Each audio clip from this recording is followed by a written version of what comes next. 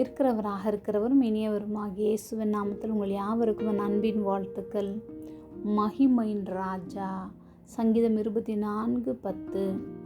யார் இந்த மகிமையின் ராஜா? அவர் சேனைகளின் கர்த்தரானவர், அவரே மகிமையின் ராஜா. சேலா. மகிமையின் ராஜா உள்ளே வர நாம் அனுமதிப்போம்.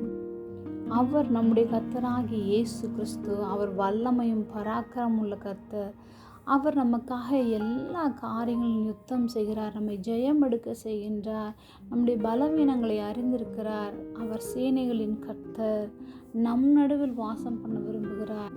இந்த பூமியின் எல்லைகளை நமக்காக சொந்தமாக கொடுத்திருக்கிறார். பாசத்துடன் பயபக்தியுடன் அவரை நம் உள்ளத்திற்குள் வரவேற்போம். அவர் தங்கும் தூய ஆலயமாக நாம் மாறும்போது மகிமையின் ராஜாவாகிய இயேசு கிறிஸ்து நம்முடைய உள்ளத்திலே பிரவேசிப்பார். ஜெபம். அன்பின் பரம தகப்பனே, எப்பொழுதும் எங்களோடு கூட இருக்கிறவரே, நீர் மகிமையின் ராஜாவாக எங்களுக்குள் பிரவேசிக்கிறதற்காக நாங்கள் நன்றி செலுத்துகிறோம். இயேசுவின் நாமத்தில் பிதாவே, ஆமென்.